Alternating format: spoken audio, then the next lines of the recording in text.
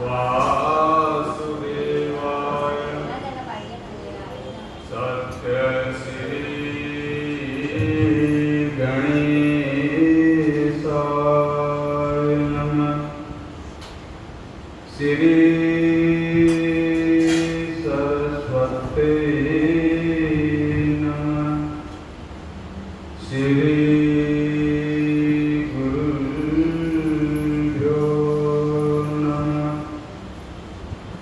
वंदे महापुरुषते चरणारविंदम्।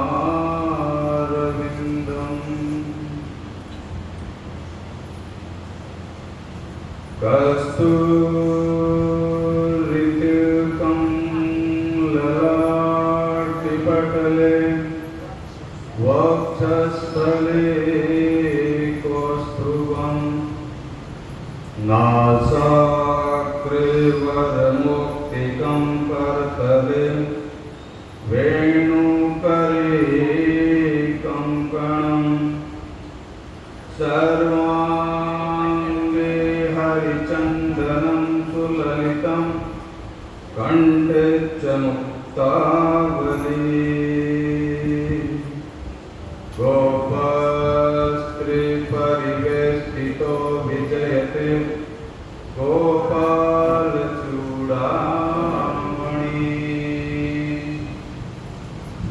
अस्ति स्वस्तरुणीकराग्रविगल कल्पप्रसूनाप्लुतम्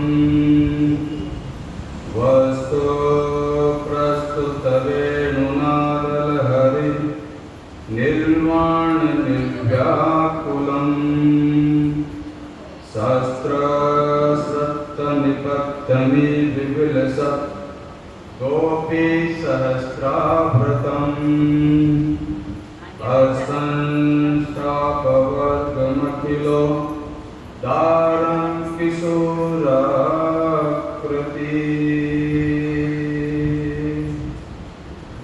कृष्णाय वासुदेवाय हरये परमात्मने प्रणतक्लेशनाशाय गोविन्दाय नमो नमः। कृष्णाय वासुदेवाय हरये परमात्मने प्रणतक्लेशनाशाय गोविन्दाय नमो नमः। बोलो कृष्णचंद्र भगवान की, श्री गणेश जी महाराज की, तिरुमंतलाल की, विश्वकर्मा भगवान की, श्री लड्डू गोपाल की, श्री मुरलीधर कन्यालाल की। वाणी सुधाते कीर्तनम हरे राम राम राम हरे हरे, हरे कृष्णा कृष्णा कृष्णा हरे हरे, हरे राम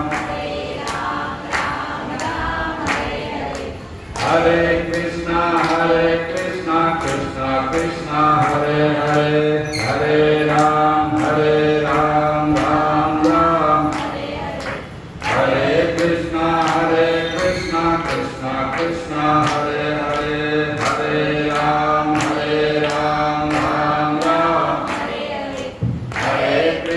हरे कृष्णा कृष्णा हरे हरे, हरे राम हरे कृष्णा कृष्णा हरे। कृष्णचंद्र भगवान की। पिछली दफा आपने एकादशी बापू ने सुने थे श्री अंबर कथा, सुखदेव जी का जन्म और गुरु की महिमा।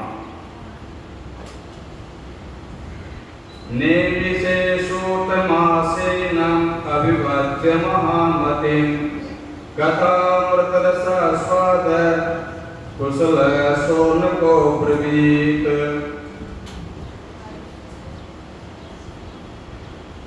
एक बार नैमिषारण्य में सूर्य कथा सुना रहे थे। कथा सुनने में सोनक जी कथा सुनने में बहुत ही कुशल है, जैसे सूर्य जी कथा कहने में कुशल है, उसी प्रकार सोनक कथा सुनने में बहुत ही पारंगत है। तो उन्होंने प्रार्थना की कि हे गुरुदेव, हमें कोई ऐसी कथा सुनाओ जिससे हमारा कल्याण हो। अज्ञानध्वांत विद्वांस कोटि सूर्य समप्रभ सूताख्याय कथासारम मम कर्ण रसायनम। हे गुरुदेव, ऐसी कथा सुनाइए जिससे हमारा मोह निश्चित निर्वृत्त हो जाए और अज्ञान नष्ट हो जाए, माया मोह से हमारा पिंड छूट जाए, भक्ति की भक्ति हो जाए और कृष्ण भगवान ने उनके चरणों में विशुद्ध प्रेमा भक्ति जागृत हो जाए। ये घोरे क्लो प्रायो जीव चासुतांगत क्लेश क्रांत तस्य तसेव सोदने किं परायणम श्रेयसाम्य भवे श्रेय पावनानां च पावनम कृष्ण प्राप्तिकरं सत्वत् साधनम तत्पदाधुना। भगवान कृष्ण के चरणों में हमारे विशुद्ध प्रेम जागृत हो जाए, ऐसी कथा सुनाए। कहा जाता है चिंतामणिर्लोक सुखम सुरत्व स्वर्ग संपदा प्रयच्छति गुरु प्रीतो वैकुंठम योगी दुर्लभम। सुना जाता है कि चिंतामणि मिल जाए तो गरीबी समाप्त हो जाती है, सूत्रव यानी कल्पवृक्ष मिल जाए तो स्वर्ग की प्राप्ति हो जाती है, लेकिन अगर सद्गुरु मिल जाए तो वैकुंठ की प्राप्ति हो जाती है। हे गुरुदेव, आपने ऐसी कोई कथा सुनाई है। तब सूर्य ने कहा प्रीति सोनक चित्ते ते अतोवत विचार्य च सर्व सिद्धांत निष्पन्नम संसार भयनाशनम भक्ति योग वर्धनम च कृष्ण संतोष हेतुकम तदंतिम दस्यामि सावधानत्नु। कालव्यालंबग्रास त्रास निर्णास हेतवे श्रीमद् भागवतम शास्त्रम कलोकीरेण भासितम। हम आपको श्रीमद् भागवत की कथा सुनाते हैं।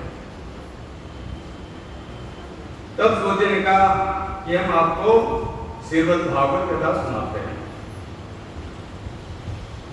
सही अर्थ में परीक्षित को यह श्राप था कि 7वें दिन मृत्यु।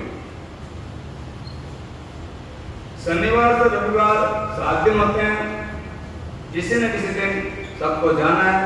काल रूपी सर्प सबके पीछे लगा हुआ है, हम और सभी परीक्षित हैं। एतस्माद् परम किंचन मनस्तुत्यन विद्यते जन्मांतरे भवेत् पुण्यम तदा भागवतम लभेत्।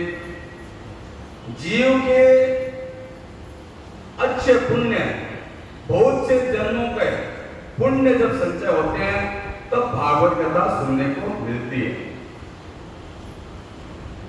ऐसे ही किसी को भागवत कथा सुनने को नहीं मिलती, उसमें योग्यता होनी चाहिए। इसी प्रकार जब सुखदेव भगवान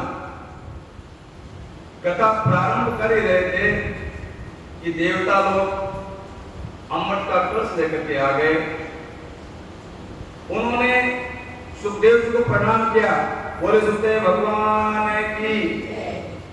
सुखदेव भगवान को प्रणाम किया और उनसे कहा हे भगवान, हम अमृत का कलश लेकर के आए हैं, ये अमृत परीक्षित जी को पिला दो, ये अमर हो जाएंगे। तो सुखदेव भगवान ने देवता से पूछा इसके बदले आप क्या चाहते हो? तो उन्होंने कहा हे भगवान, हमें यह भागवत की कथा सुना दो। तो सुखदेव भगवान ने कहा कि आप क्रय विक्रय यानी विनय व्यापार करने आए हैं। हे देवताओं, तुम्हें यह कथा सुनने का कोई अधिकार नहीं है। फिर सुखदेव भगवान ने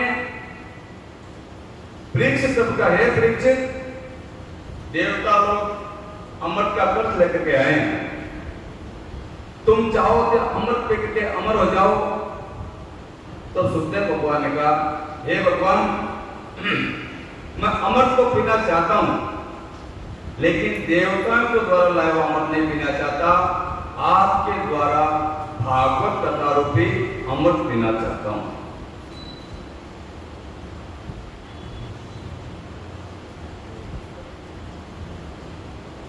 अमृत पीने से एक व्यक्ति अमर होता है, लेकिन भागवत कथा सुनने से उसके 3 पीढ़ी वैकुंठ को प्राप्त होती है।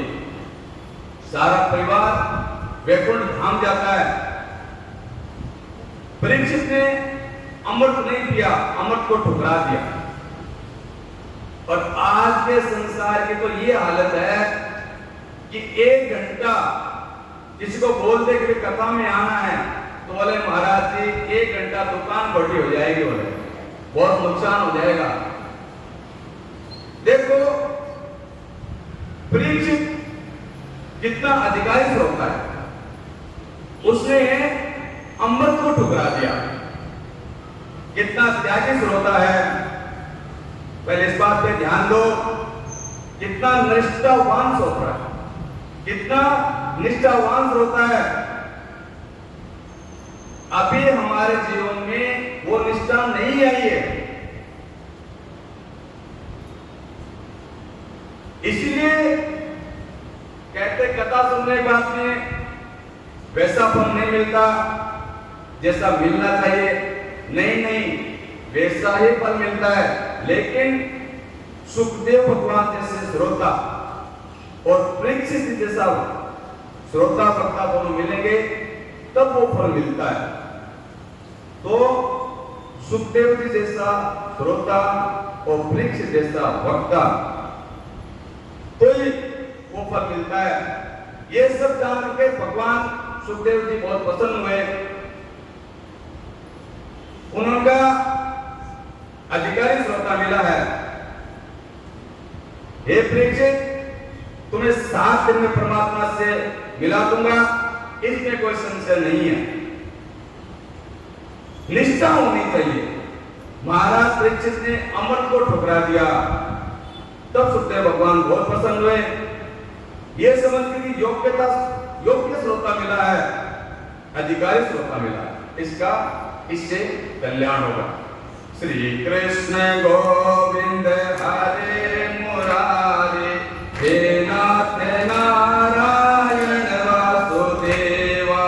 श्री कृष्ण गोविंद हरे मुरारे, हे नाथ नारायण वासुदेवा, हे नाथ नारायण वासुदेवा, हे नाथ नारायण वासुदेवा, हे नाथ नारायण वासुदेवा, हे नाथ नारायण वासुदेवा।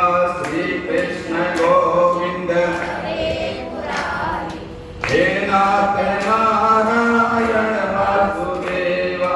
श्री कृष्ण गोविंद हरे मुरारी, हे नाथ नारायण वासुदेवा। कृष्णचंद्र भगवान की जय। तो देवताओं को भी दुर्लभ है भागवत कथा सुनने में। राजा परीक्षित को कथा सुनता देख करके ब्रह्मा जी को आश्चर्य हो गया। राज्यो मोक्षता वीक्ष पुराधाता विस्मित, सत्यलोके तुलां पत्वा तोलय साधनं, लघुनन्यानि जातानि गौरवेण इदं महत्। तदा श्रीगणा सर्वे विस्मयं परमं यो, मेदिरे भगवद् रूपं शास्त्रं भागवतं खलु। पठनात्मा सत्यो वैकुंठं फलदायकम्। 7वें दिन मुक्ति मिल जाए, ये आश्चर्य हुआ। ब्रह्मा जी को आश्चर्य हुआ कि जिस व्यक्ति ने कोई कुछ नहीं किया उसका 7वें दिन मुक्ति। सहसा ब्रह्मा जी को विश्वास नहीं हुआ। जिस व्यक्ति ने कभी तप नहीं किया, कोई साधन नहीं किया, केवल भागवत सुन के उसका उद्धार हो जाएगा, ये कैसे संभव है? ब्रह्मा जी को संशय हो गया, तो ब्रह्मा जी ने तराजू लेकर के एक पल्ले में भागवत और दूसरे पल्ले में संसार के समस्त यश, दान, पुण्य, पूजा पाठ सब कुछ रख दिया, ये कह रहे थे। लेकिन फिर भी भागवत का पल्ला भारी था, दूसरे उनका निम्न था।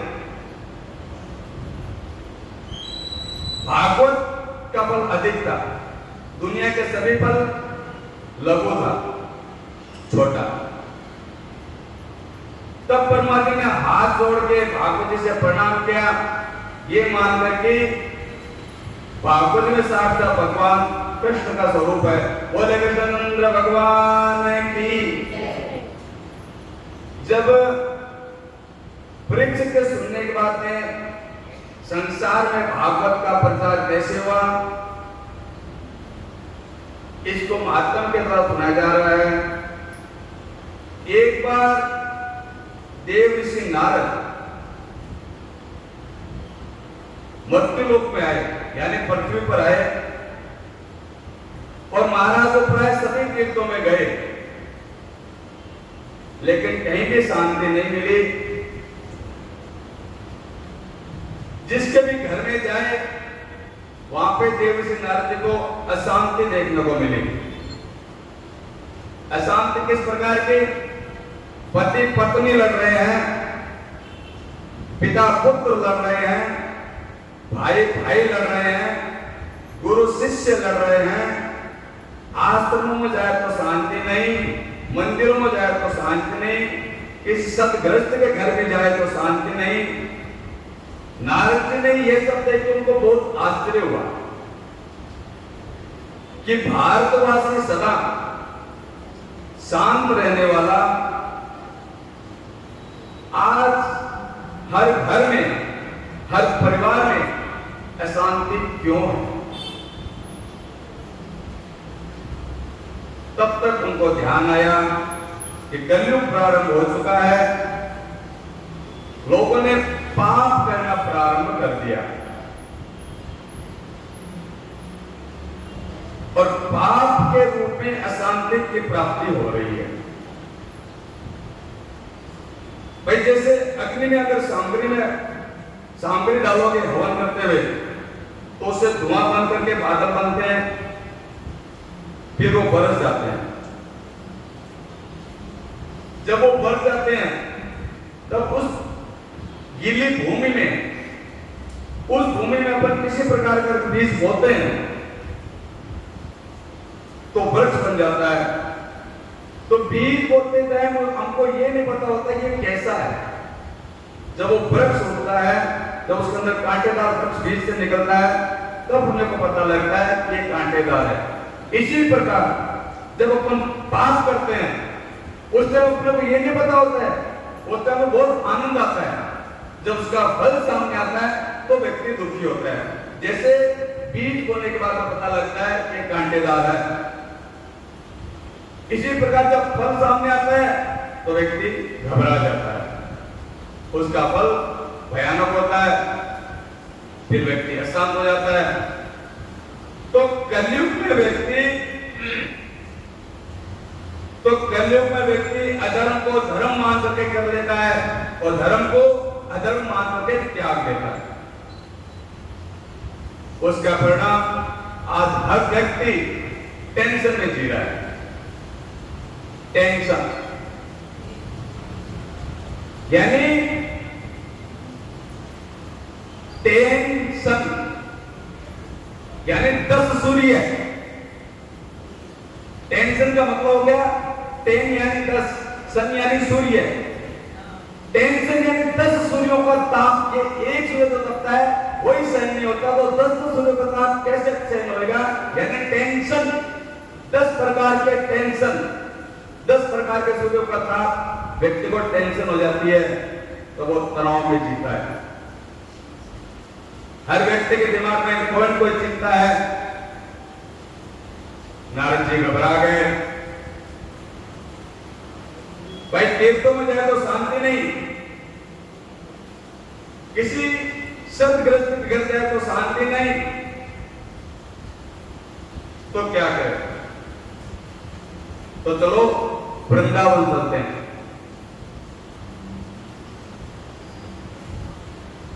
धन्य वृंदावन तेन भक्ति नृत्यते। ये वृंदावन की भूमि धन्य है जहां पे भक्ति नृत्य करती है, जहां आज भी भगवान आनंद कंद श्री कृष्ण अवतार लेकर के लीला करते हैं। धन्य वृंदावनम तेन भक्ति नृत्यते च।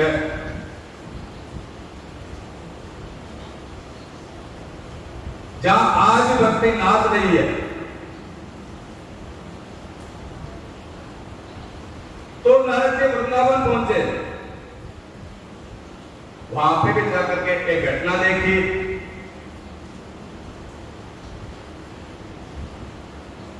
एक नवयुक्त स्त्री बैठी है, उसके बगल में दो वृद्ध पुरुष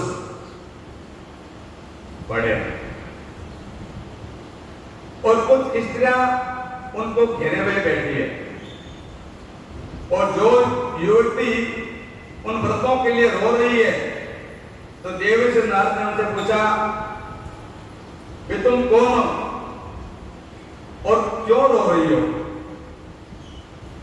तब उन्होंने कहा, अहम भक्ति हृदय ख्याता इमु में तनयो मतो ज्ञान वेरा कैसे सदंती। ये जो व्रत है, मेरा नाम भक्ति है। मेरा जन्म मद्रास में हुआ है। भक्ति सबसे पहले मद्रास से चली,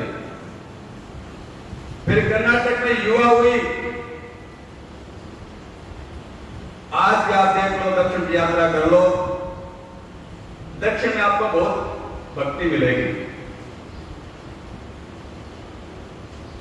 गरीबी है, ठीक है, लेकिन भक्ति बहुत है। लेकिन जितनी भक्ति, जितनी सादगी, जितनी ईमानदारी दक्षिण भारत में है, उतनी आपको कहीं नहीं मिलेगी। तो भक्ति का जन्म मद्रास में, जवानी कर्नाटक में, अपने महाराष्ट्र में आते आते व्रत हो गई। भक्ति के जब भाग में वृंदावन आई, वहां से मैं पुनः जवान हो गई। लेकिन मेरे बेटे अभी व्रत पड़े हैं और मेरे बेटों का नाम है ज्ञान और वैराग्य।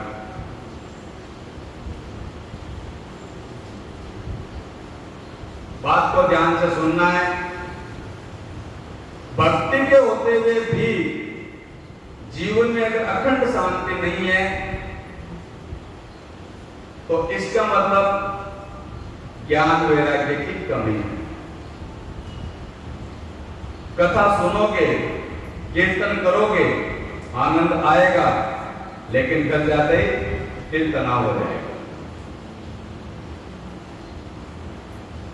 जब तक विषयों से मन नहीं हटेगा, वैराग्य जवान नहीं होगा, तब तक आत्मा का ठीक ठीक ज्ञान नहीं होगा,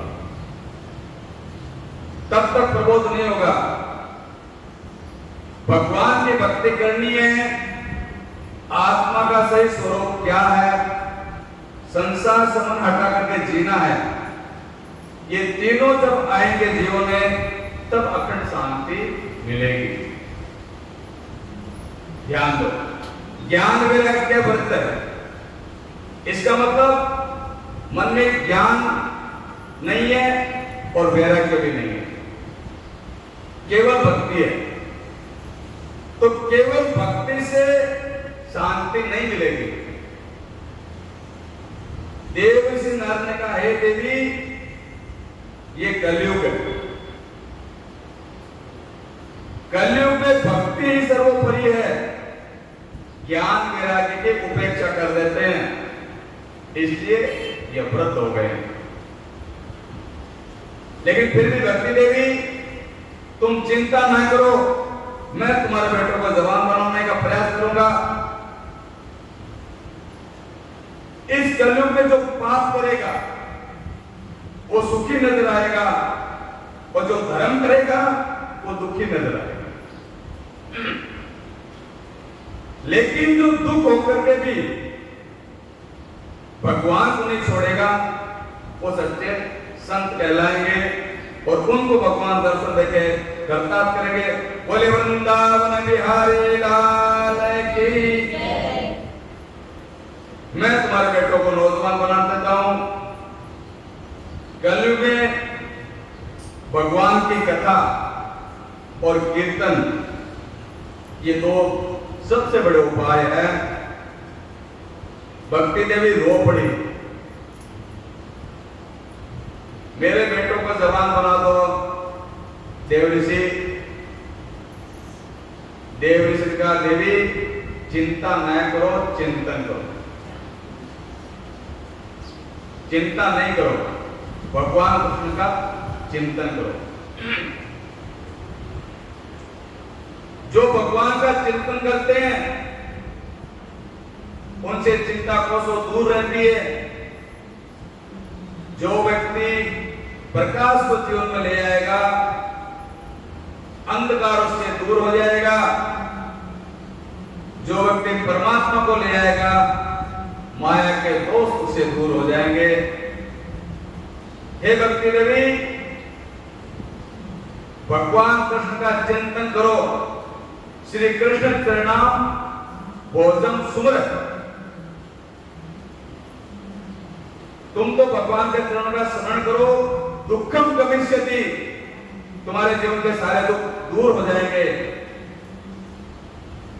क्योंकि द्रौपदी च प्रत्राता एक और वन कस्मता बालिका गोप सुंदर्य कृष्ण पापी नौगता।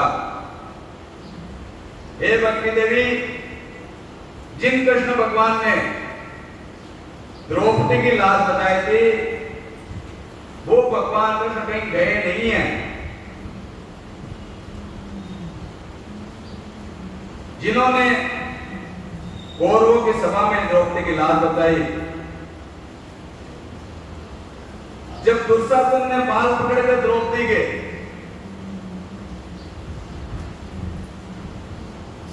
उस समय भगवान को प्रकट हो जाना चाहिए था और दुशासन की भुजा उखाड़ देते, लेकिन प्रभु उस समय नहीं आए। जब साड़ी खींचने लगी तब क्यों आए? उसका एक कारण है। जब दुशासन ने द्रौपदी के बाल पकड़े तो द्रौपदी को उस समय भगवान की याद नहीं आई, उस समय उसको अपने 5 पतियों की याद आई। द्रौपदी को लगा था कि मेरे 5 पति इतने बलवान हैं कि देवताओं को भी हरा सकते हैं।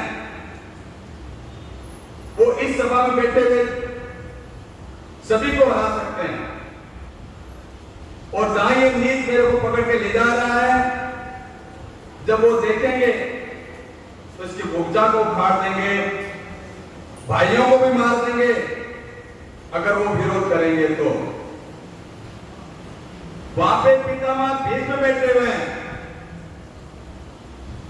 वहां गुरु द्रोणाचार्य बैठे हुए हैं, वहां मेरी लाज नहीं जाएगी। इस प्रकार द्रौपदी को विश्वास था। जब बाल पकड़ के लाया, साड़ी खींची तब तक, तो वहां पे गुरुदेव है, भीष्म पितामह है, मेरे पति है, मेरी रक्षा होगी। भगवान मुस्कुरा रहे थे कि जीव का यही तो स्वभाव है, जीव का यही स्वभाव है कि 4 पैसे कमा लेगा, पैसे पे विश्वास कर लेगा कि पैसा मेरी रक्षा करेगा, बेटे 2-4 बेटे लायक हो गए, ईश्वर को भूल जाएगा। ये बेटे मेरी रक्षा करेंगे। बाबा अंत में ईश्वर ही तुम्हारी रक्षा करेगा। दुनिया में आपका रक्षक कोई नहीं है। रावण के 1 लाख बेटे थे, 1.25 लाख नाते, 1 लाख पुत्र, 1.25 लाख नाती। रावण मरा तो उसको कोई पानी देने वाला नहीं था,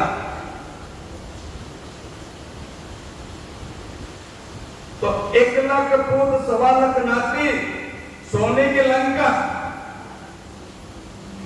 लेकिन अन्याय के मार्ग पर चलने का परिणाम यह हुआ कि रावण के मृत्यु के बाद उसको कोई जलाने वाला नहीं मिला।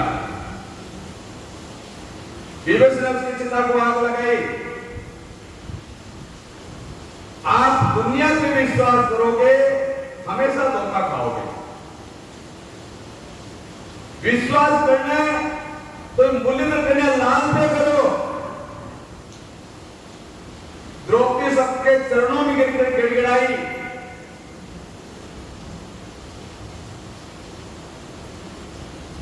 द्रौपदी की कोई रक्षा नहीं कर पाया। दुशासन ने जो साड़ी पकड़ ली,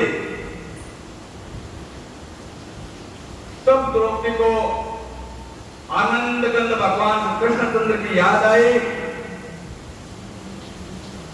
द्वारकाधीश की याद आई। इस समय भगवान कृष्ण मेरी रक्षा कर सकते हैं, मुझे बचा सकते हैं। जब दोनों हाथ उठा करके द्रौपदी ने कहा, द्वारकावासी गोपीजन प्रिय, हे द्वारकावासी, हे गोपीजन प्रिय, दुनिया को मैंने देख लिया, आजमा लिया, जीव को बचाने वाला दुनिया में कोई नहीं है। आपको छोड़ करके इस जीव को कोई नहीं बचा सकता। हे प्रभु, मैं तुम्हारी शरण में हूं, मेरी रक्षा करो, मेरी लाज बताओ। अगर मेरी लाज चलेगी तो मेरी हंसी नहीं होगी ठाकुर, तुम्हारी हंसी होगी। तब भगवान साड़ी बंद करके उसके शरीर को लिपट गए। बोले बांके बिहारी लाल की, श्री कृष्णचंद्र भगवान की। जीव अगर ईश्वर पर विश्वास कर ले तो उसकी सारी समस्याएं और उसकी सारी समस्याओं का समाधान हो जाता है। गोवर्धन धारण करके जिस भगवान कृष्ण ने भरतवासियों को बचाया, वे भगवान कहीं गए नहीं है। भक्ति देवी, तुम तो भगवान की भक्ति में डूब जाओ, फिर भगवान का नाम लो,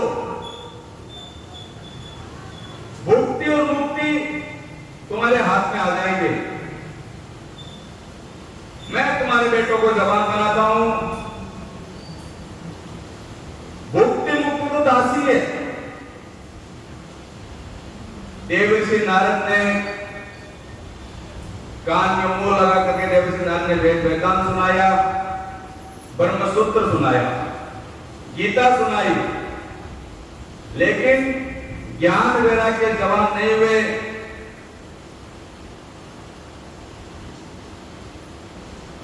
तब देवर्षि को चिंता हो गई, अब क्या करें। आकाशवाणी हुई, हे देवर्षि, उपाय करो, सफलता मिलेगी। क्या उपाय करें? ये बात गुप्त रही। तो देवर्षि वहां से चल पड़े। ये कहकर के भक्ति देवी, चिंता नहीं करो, जब तक मैं तुम्हारे बेटों को जवान नहीं बना दूंगा, मैं चैन से नहीं बैठूंगा। देवर्षि नारद आगे बढ़ते जा रहे। मार्ग में जो भी ऋषि ऐसे मिलते हैं,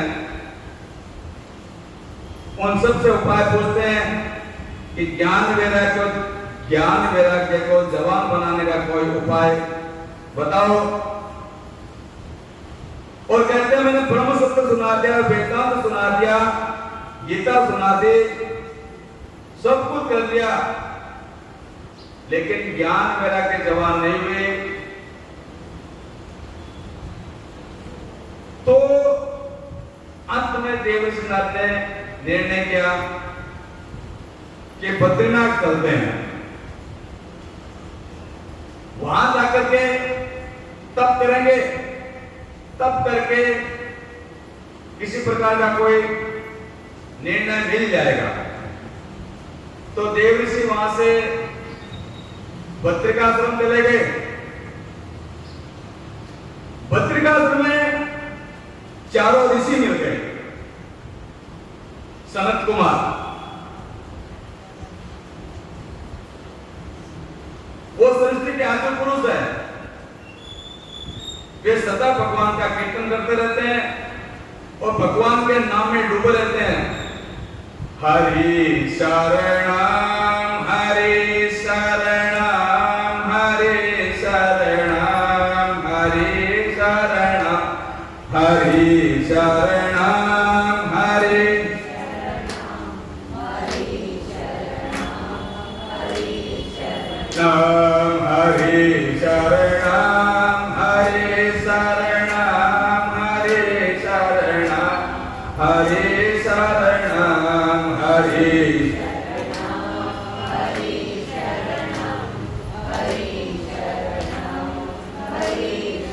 नाम हरि शरणम हरि शरणम हरि शरणम हरि शरणम हरि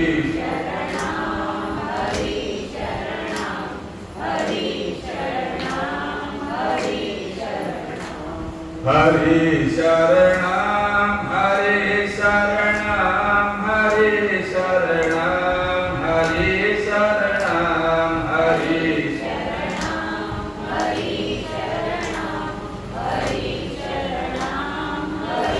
बोले कृष्णचंद्र भगवान की। ईश्वर के आश्रित रह करके आप दुनिया में भगवान का नाम लो, आराम से जिंदगी कट जाएगी।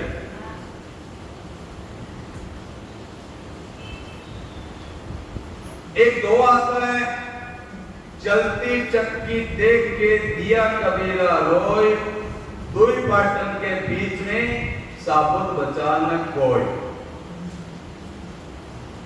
चक्की जब चलती है तो उसमें कनक पिसती है, गेहूं पिसता है। इसी प्रकार ये पृथ्वी और ये आकाश, ये चक्की के दो पार्ट है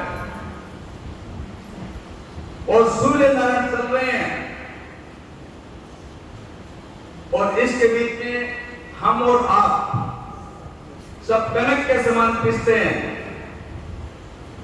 मौत की ओर बरोबर आगे बढ़ रहे हैं। तो कबीर के पुत्र वे थे कमाल, उन्होंने एक बात कही, चलती चक्की चलने दे, पिस पिस आटा होय। जो कि पाटन है उसमें अगर कोई गेहूं सट जाए तो बांध ला बांका होय। यानी चक्की चलती रहे, लेकिन इस चक्की में जो कील है, उस कील में अगर एक गेहूं का दाना सट जाए तो पूरे जीवन में चक्की चले, लेकिन वो गेहूं का दाना पिसेगा नहीं। इसी प्रकार ये परमात्मा इस दोनों पार्ट के बीच में कील के समान है।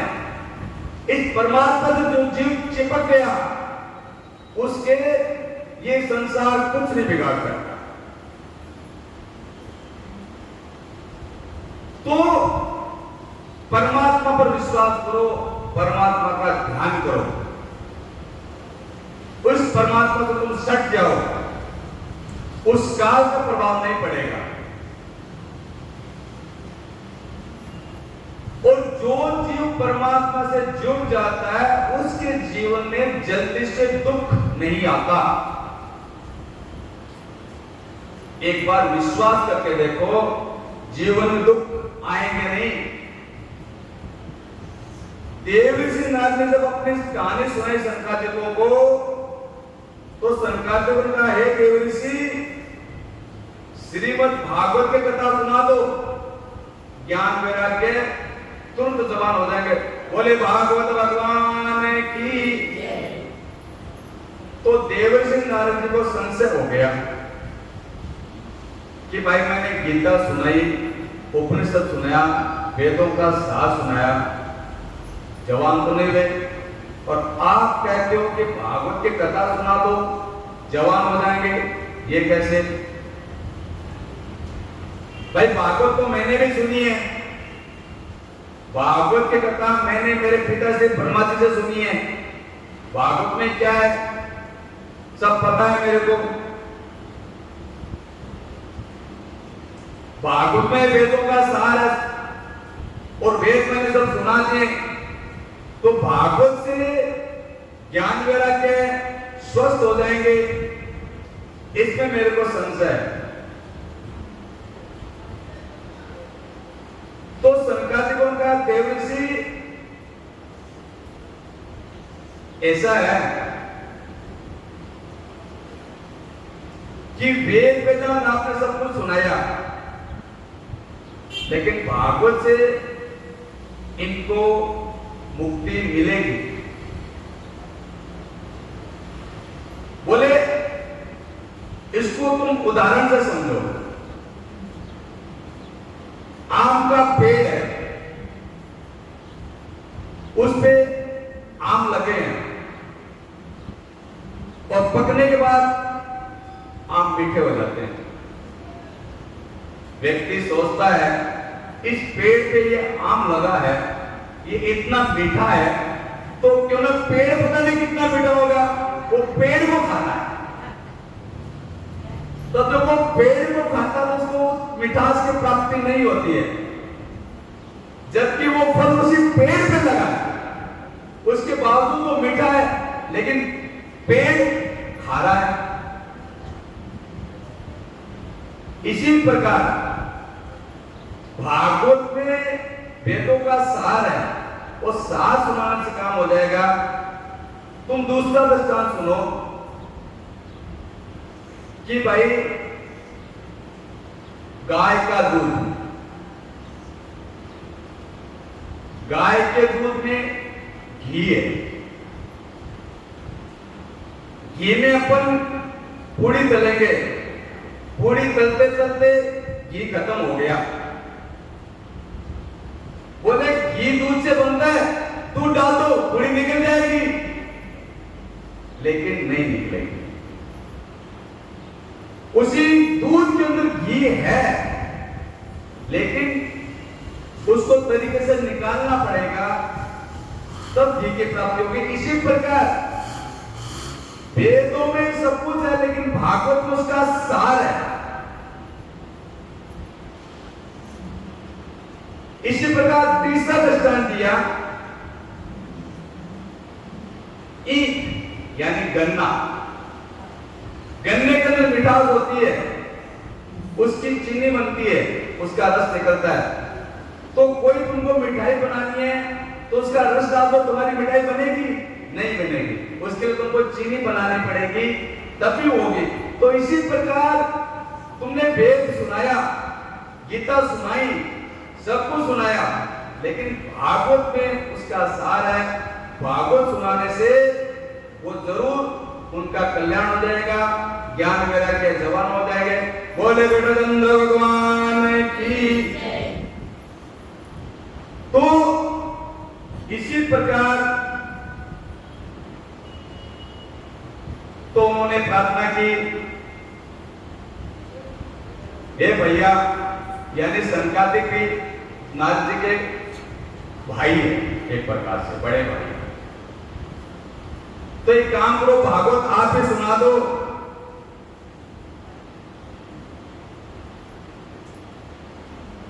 भाई सनकादिक को तो एक ही धर्म है, या तो हमसे कथा सुन लो या हमें कथा सुना दो।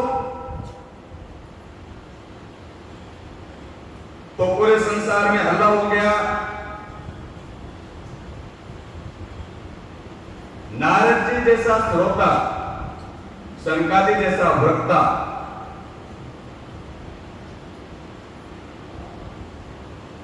कथा सुनने को मिलती कहां है?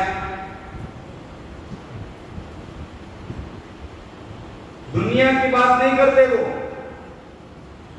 उनका काम सिर्फ कथा कहना, कथा सुनाना, भगवान का नाम लेना, हरि शरणम, इसके अलावा उनके पास में कुछ नहीं। व्यापार उनकी सारी जिंदगी बीत जाती है लेन देन में, लेकिन उनकी चर्चा का विषय घूम घुमा के हरि का नाम।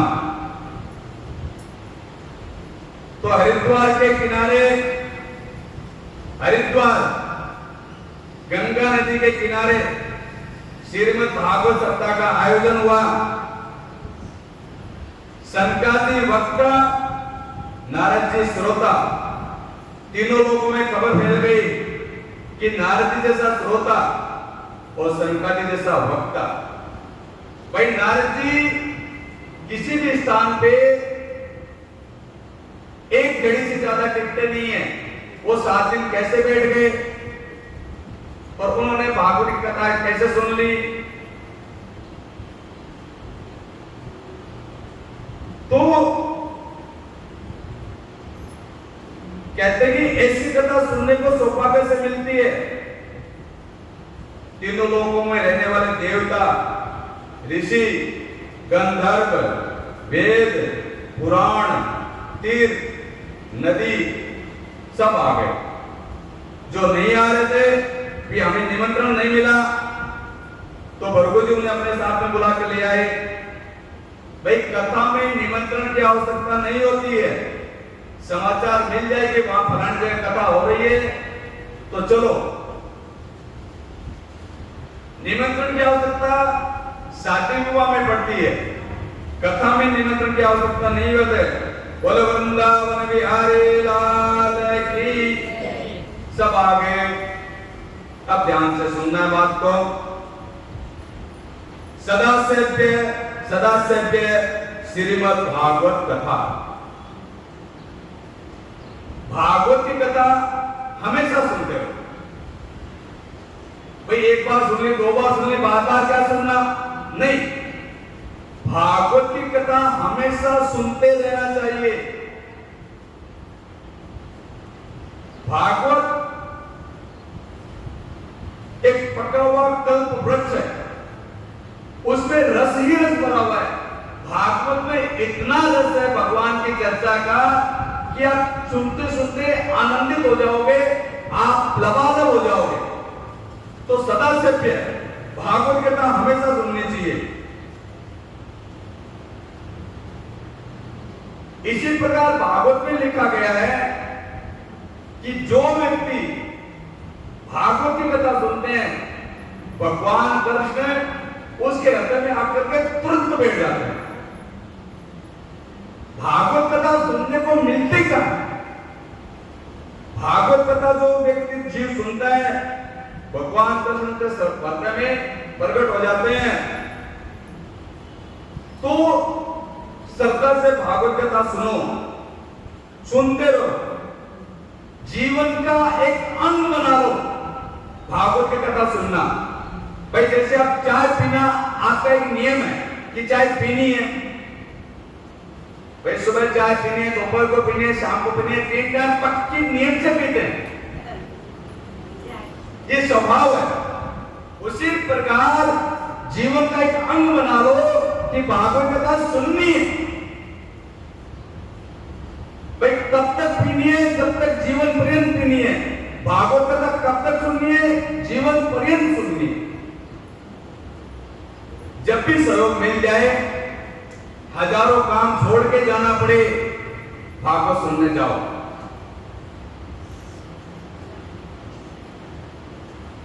जिस शास्त्र मात्र में सिर्फ कथा सुनो, आपके हृदय में परमात्मा का प्रकाश हो जाएगा। श्रद्धा और विश्वास के बिना कोई फल मिलता नहीं है। कथा सुनो प्रेम से, श्रद्धा से, विश्वास रख करके, भगवान का ध्यान करके कथा सुनो। दुर्योधन के सामने भगवान कृष्ण खड़े हैं, लेकिन वो मानता ही नहीं है।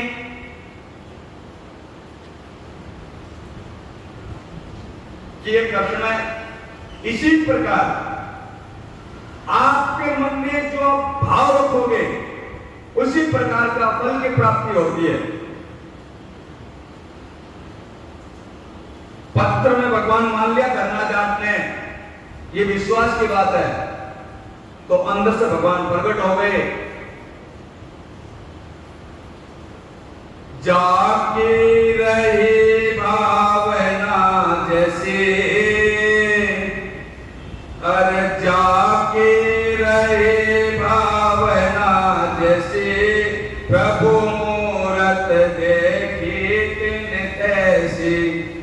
जैसी भावना। तो कौन कौन व्यक्ति भागवत कथा सुनकर पवित्र होते हैं? नारद जी ने प्रश्न किया तो सनकादि बोले, ये मानवा पाप करता तो सर्वदा। इस मनुष्य में इतनी ताकत नहीं है कि वो किसी भी प्रकार का पाप कर ले। तो भागवत की कथा सुनने से सारे पाप मिट जाएंगे। ये मानवा पाप करता तो सर्वदा, सब प्रकार के पाप मिट जाएंगे। व्यक्ति जीवन भर पाप करता है, दुराचार, भ्रष्टाचार, पापाचार, कुमारगामी होके लगा रहता है। भागवत की कथा सुनकर के वो भी पवित्र हो जाते हैं।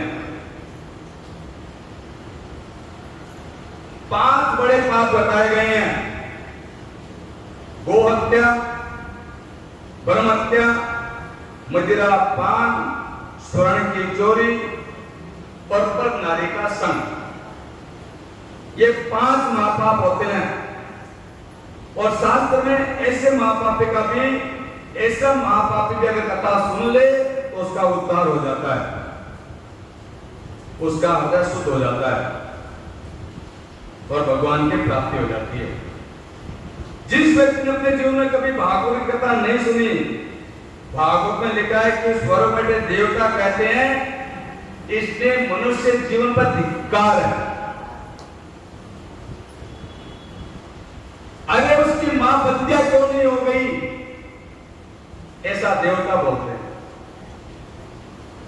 सनातन धर्मी हो तुम, जिंदगी बीत गई, तुम भागवत कथा नहीं सुनी,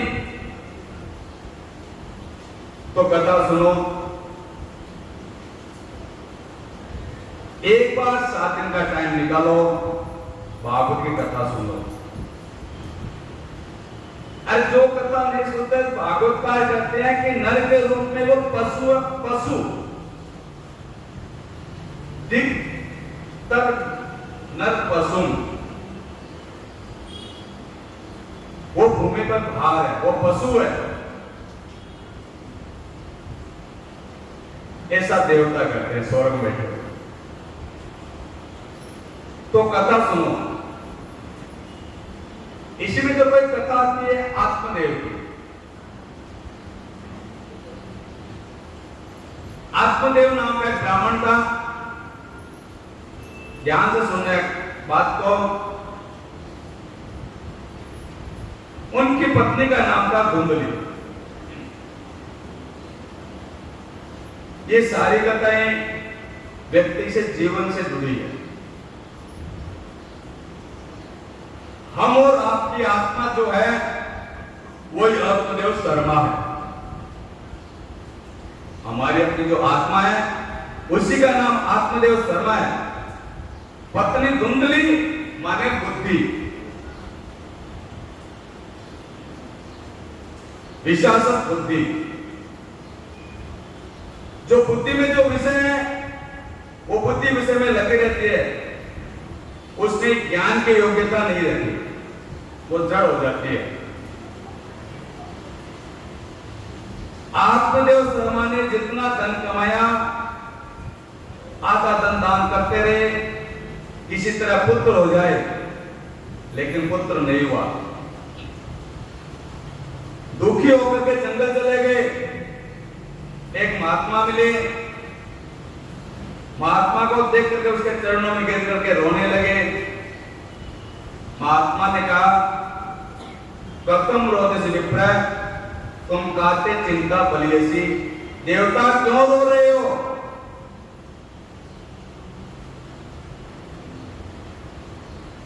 प्रभु भगवान ने सब कुछ दिया, लेकिन संभालने वाला नहीं है। पितरों को पिंडदान कौन करेगा? पानी कौन देगा? वंश नष्ट हो जाएगा, पितर गर्म पानी पिएंगे।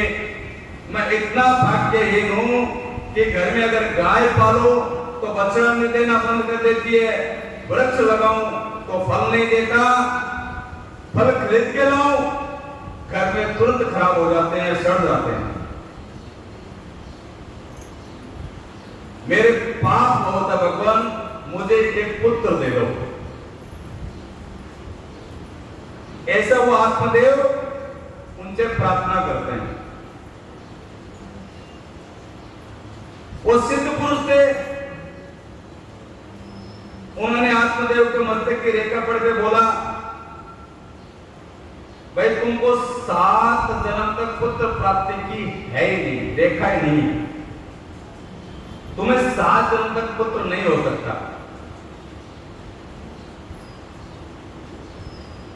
पुत्र की चिंता छोड़ो, भगवान का भजन करो। सन्यासी सर्वथा सुखम, भजन में लग जाओ। भजन में जो आनंद है वो दुनिया में कहीं नहीं है। आपने दुनिया को पकड़ के रखा है, इसमें शांति नहीं है। दुनिया को छोड़ने में ही शांति है। कितने भी बड़े से बड़ा नास्तिक क्यों ना हो, कितने बड़े से बड़ा भोगी लोभी क्यों ना हो, 24 घंटे में 5, 7, 8 घंटे तो सोएगा। सोना क्या है? इस दुनिया को छोड़ना ही है ना एक प्रकार से। अगर वो सोएगा नहीं तो मर जाएगा। निंद्रा क्या है? दुनिया को छोड़ना, पकड़ना, छोड़ना। तो दुनिया में सुख मानते हो, दुनिया में सुख नहीं है। हमेशा जागते रहो, भगवान का ध्यान करो।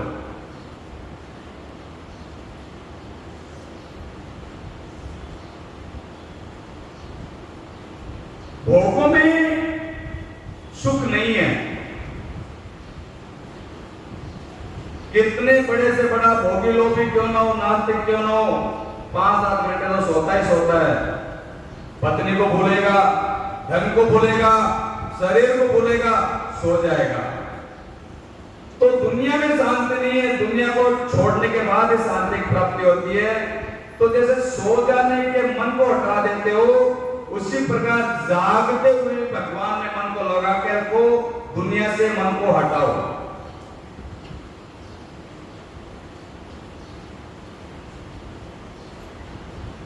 मन में बहुत शांति मिलेगी। दुनिया से मन को हटाने का यही एक उपाय है कि भगवान से जुड़ जाओ, तभी दुनिया से हट पाओगे। वो संत ने आत्मदेव को बहुत समझाया, लेकिन वो नहीं माना। नहीं, मैं आपके चरणों में अपने प्राण त्याग दूंगा, आप मेरे को पुत्र दो,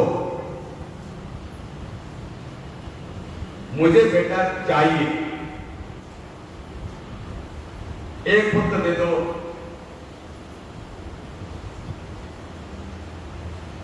तो संत ने फल दे दिया। फल माने ज्ञान, फल माने ज्ञान।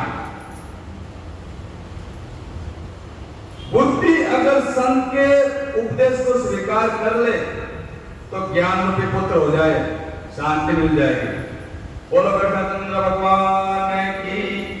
श्री कृष्ण गोविंद हरे मुरारी, हे नाथ नारायण वासुदेवा। श्री